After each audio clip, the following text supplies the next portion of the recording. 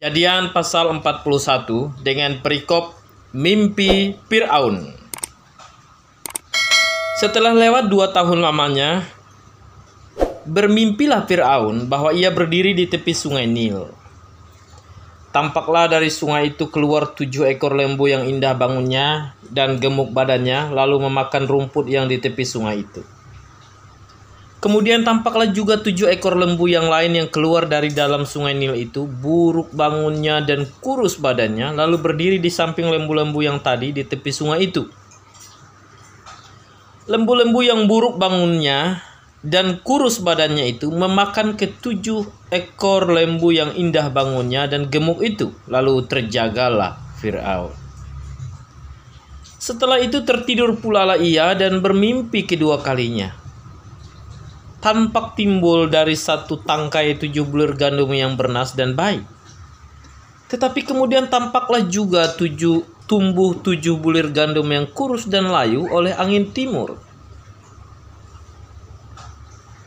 Bulir yang kurus itu menelan ke-7 bulir yang bernas dan berisi tadi. Lalu terjagalah Fir'aun. Agaknya ia bermimpi. Pada waktu pagi gelisahlah hatinya. Lalu disuruhnyalah memanggil semua ahli dan semua orang berilmu di Mesir. Fir'aun menceritakan mimpinya kepada mereka, tetapi seorang pun tidak ada yang dapat mengartikannya kepadanya. Lalu berkatalah kepala juru minuman kepada Fir'aun, "Hari ini aku merasa perlu menyebutkan kesalahanku yang dahulu. Waktu itu tuanku Fir'aun murka kepada pegawai-pegawainya dan menahan aku dalam rumah pegawai istana, pengawal istana, beserta dengan kepala juru roti. Pada malam juga kami bermimpi, aku dan kepala juru roti itu. Masing-masing mempunyai mimpi dengan artinya sendiri. Bersama-sama dengan kami ada di sana seorang muda Ibrani, hamba kepala pengawal istana itu. Kami menceritakan mimpi kami kepadanya, lalu diartikannya kepada kami mimpi kami masing-masing. Dan seperti yang diartikannya itu kepada kami, demikianlah pula terjadi.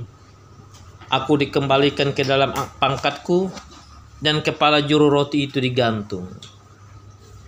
Kemudian Fir'aun menyuruh memanggil Yusuf. Segeralah ia dikeluarkan dari tutupan, ia bercukur dan berganti pakaian, lalu pergi menghadap Fir'aun. Berkatalah Fir'aun kepada Yusuf, "Aku telah bermimpi, dan seorang pun tidak ada yang dapat mengartikannya. Tetapi telah kudengar tentang engkau. Hanya dengan mendengar mimpi saja engkau dapat mengartikannya." Yusuf menyahut Fir'aun, "Bukan sekali-kali aku, melainkan Allah juga yang akan memberitakan kesejahteraan kepada tuanku Fir'aun." Lalu berkatalah Fir'aun kepada Yusuf, "Dalam mimpiku itu aku berdiri di tepi sungai Nil. Lalu tampaklah dari sungai Nil itu keluar 7 ekor lembu yang gemuk badannya dan indah bentuknya, dan makan rumput yang di tepi sungai Nil itu. Tetapi kemudian tampaklah juga keluar 7 ekor lembu yang lain, kulit pemalut tulang, sangat buruk bangunnya dan kurus badannya. Tidak pernah kulihat yang seburuk itu di seluruh tanah Mesir. Lembu yang kurus dan buruk itu memakan ke-7 ekor lembu yang gemuk yang mula-mula. Lembu-lembu ini masuk ke dalam perutnya, tetapi walaupun telah masuk ke dalam perutnya, tidaklah kelihatan sedikit pun tandanya. Bangunnya tetap sama buruknya seperti semula. Lalu terjagalah aku. Selanjutnya dalam mimpiku itu, kulihat timbul dari satu tangkai 7 bulir gandum yang berisi dan baik. Tetapi kemudian tampaklah juga tumbuh 7 bulir yang kering, kurus dan layu oleh angin timur. Bulir yang kurus itu memakan ke-7 bulir yang baik tadi. Telah kuceritakan hal ini kepada semua ahli, tetapi seorang pun tidak ada yang dapat menerangkannya kepadaku." Lalu kata Yusuf kepada Fir'aun, "Kedua mimpi tuanku Fir'aun itu sama. Allah telah memberitahukan kepada tuanku Fir'aun apa yang hendak dilakukannya. Ketujuh ekor lembu yang baik itu ialah 7 tahun, dan ketujuh bulir gandum yang baik itu ialah 7 tahun juga. Kedua mimpi itu sama. Ketujuh ekor lembu yang kurus dan buruk yang keluar kemudian maksudnya 7 tahun. Kemudian pula ketujuh bulir gandum yang hampa dan layu oleh angin timur itu maksudnya akan ada 7 tahun kelaparan. Inilah maksud perkataanku. Ketika aku berkata kepada Tuanku Firaun, Allah telah memperlihatkan kepada Tuanku Firaun apa yang hendak dilakukannya. Ketahuilah Tuanku, akan datang 7 tahun kelimpahan di seluruh tanah Mesir. Kemudian akan timbul 7 tahun kelaparan. Maka akan dilupakan segala kelimpahan itu di tanah Mesir. Karena kelaparan itu mengurus keringkan negeri ini. Sesudah itu akan tidak kelihatan lagi berkas-berkas kelimpahan di negeri ini. Karena kelaparan itu, sebab sangat hebat kelaparan. Sampai 2 kali mimpi itu diulangi bagi Tuanku Firaun, berarti hal itu telah ditetapkan oleh Allah dan Allah akan segera melakukannya.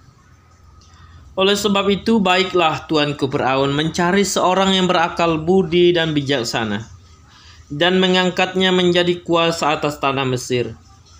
Baiklah juga Tuanku Firaun berbuat begini, yakni menempatkan penilik-penilik atas negeri ini, dan dalam ke-7 tahun kelimpahan itu memungut 1/5 dari hasil tanah Mesir. Mereka harus mengumpulkan segala bahan makanan dalam tahun-tahun baik yang akan datang ini, dan di bawah kuasa Tuanku Firaun menimbun gandum di kota-kota sebagai bahan makanan serta menyimpannya. Demikianlah segala bahan makanan itu menjadi persediaan untuk negeri ini dalam ke-7 tahun kelaparan yang akan terjadi di tanah Mesir, supaya negeri ini jangan binasa karena kelaparan itu. Judul berikutnya, Yusuf di Mesir sebagai penguasa. Usul itu dipandang baik oleh Firaun dan oleh semua pegawainya. Lalu berkatalah Firaun kepada para pegawainya, "Mungkinkah kita mendapat orang seperti ini, seorang yang penuh dengan roh Allah?"